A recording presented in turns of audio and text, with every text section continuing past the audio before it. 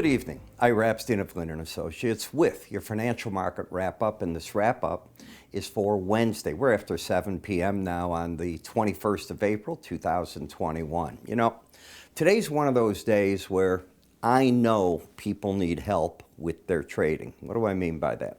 You can't get up and watch the markets in the middle of the night, have ideas in the morning, 1, 2, 3. Even if you watch my videos and do all that, it's not suited to everyone. Do more people than not trade self-directed? You know they do. I know they do. But there's a big amount, a large amount of people that want to talk to a broker, work with them, not get raped over the coals with crazy commissions, so on and so forth. At the end of tonight's video, we're putting together where I haven't talked about this in years, but what my retail brokers do, broker-assisted accounts with, and you work with them. When I say retail, they will give you discounted rates. They will set them a certain way. We'll talk about it. Well, you're down pretty hard right now in the early evening trade, but you went up pretty big during the day. This was one of the markets where I was telling my clients, I will share that with you, to lighten up today. And I have my clients have, I'm not going to tell you all their positions, in the Dow, the NASDAQ, and the S&P, to the long side. And now I think you got to cut back a little bit here to see what the market's capable of doing. In the metals, I'm liking gold as long as it doesn't get up a little bit higher and first drops down, but this isn't the level that I'm in love with. A dollar index to me, I'll talk about that in a minute too, and energy's got hit. Bonds and notes still getting a good bid in them. So let's go and take a look at the chart. For the week, we're down about 0.5 percentage point. As of right now, 22.5. They call it a handle. A full point is a point, but the traders call it handles. That's the vernacular we've used from day one that I recall in this market. And you're still in an uptrend. You've got upside bias as you're over the 18-week moving average, and you're sort of stalling right here. When we take a look at the chart, you can see how the market stalled out just a little bit right through this area. As we take a look at the action has been one of higher lows all the way through, higher highs, but it might be ready to stall a little bit. You've made those higher highs. I'm using caution here. Okay, there's a reason. If you get my full research, I explained everything in it. In my morning videos, I explained it. For you freebies, I'm not explaining it. When we take a look at the 18-day average, while the bias is up, should you take out 41.10, you got to be cautious here. You could get back to the 40.90 level or lower and put on a bit of a correction. Be careful. This is not the safest market right here. We'll get to that in a minute. Bollinger Bands, you haven't been up and near them since back here, literally at the beginning of April. And momentum, well, it's still embedded. Embedded means both the red and blue numbers are staying over 80. Until that is lost, everything I'm saying doesn't matter until that's lost. The trade, I think, will keep buying the market. Ira is lightning. That's all I can tell you. In the NASDAQ, be careful here. You're flirting with losing the embedded reading. You're at 80, 89. Any settlement under 79 to me means that price and the 18-day average are probably going to try to make a run for each other. I'd be cautious on the patterns. You have a higher high and lower low scenario right here. In the Dow, you have lower highs, lower lows. The market rescued itself. Right here, it had what? Lost its embedded reading, and it got it back today with a vengeance. Is it going to be able to keep it? It becomes the big question. To go neutral, you have to take out the 48, and I'll give you the number exactly here. I said 48. 34,066 has to be taken out to negate the down pattern of lower highs, lower lows. But even if that's done, it just negates it. You then have a higher high, higher low. But that's not what's ruling the market. This is what's ruling the market. Momentum is the trade right now. Sometimes price is the trade, other times it's momentum. If you become a student of slow stochastics, you learn that real fast. It's in my trading courses, and I'll leave it at that.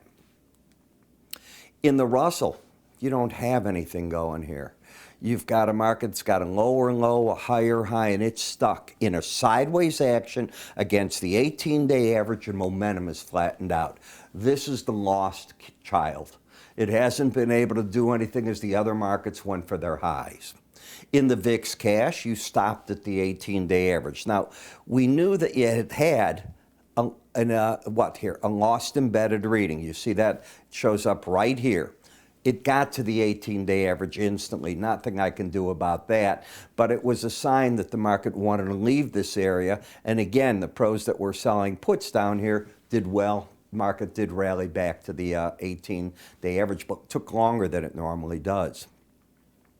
In the 30-year bond, you're very overbought, not embedded. Higher lows, higher highs. You've had one shot where I think the pros came out up here, and right now I don't see them doing anything. I realize the trend is up, but I also realize momentum is fighting that trend. You have a different situation that could develop in the June 10-year. You might develop an embedded reading. That develops when you get the red and the blue lines staying over the 80 level at least 3 days in a row. If so, a buying signal comes out of that, and then I'll talk about that. You don't have it yet. In the dollar index, I think the pros were hammering this market today on the short side, looking for a retracement to 91.01 as you have the embedded reading. In order to get friendly this market, that red number has to close over 21. June euro, what did I say when the market got up here? I thought the pros were taking money off the table.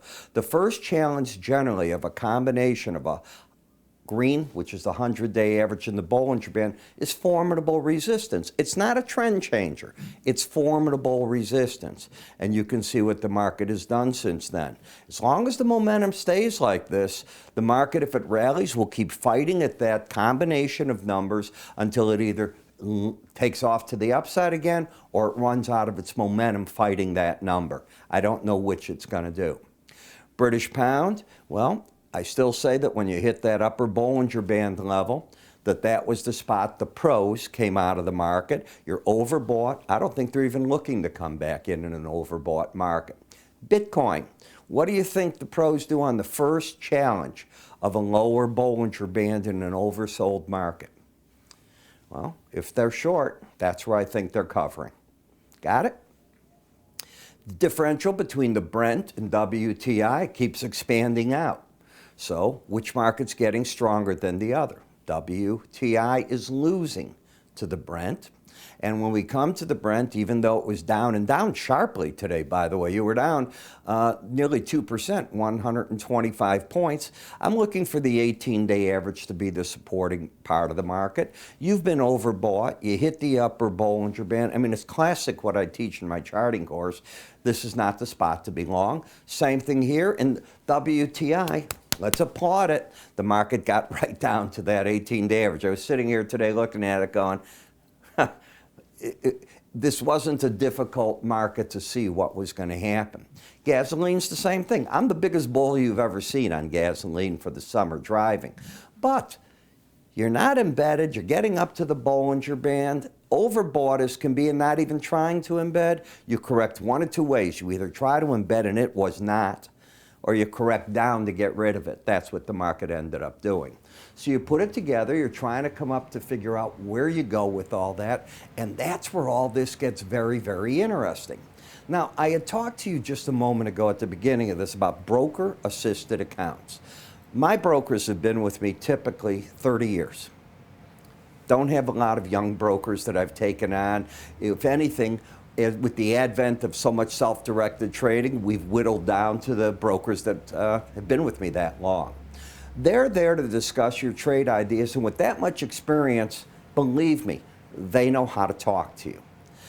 We know that not everybody either wants to or is capable of placing their own orders, and many people want eyes and ears. They want somebody to tell them, hey, here's a major report, call me after that comes out. Tell me what that's doing, I'll tell you what I want to do, or you give me an idea of what you're thinking. How do we set commissions on it? We set it by talking to you. It's that simple. All right, if you're a one-lot trader, in other words, one contract time, we're not going to give you the same rate as a man trading 50. You know that. We know that. But that doesn't mean it has to be a high commission. Those days are gone. I think you'd be surprised at how much service you can get for a reasonable dollar. You decide if it's worth it to you. So how do you get this? It's simple. You call my staff, they do talk, and anybody that picks up the phone is capable of working with you to open an account. You can go to our website. Let's assume that your time differences aren't right. That's fine. Go to our website, put down the information that you want someone to call you. Ideally, put in the best time. We will get to you. It's that simple. I'm Ira Epstein. Thanks for watching. I'll talk to you tomorrow.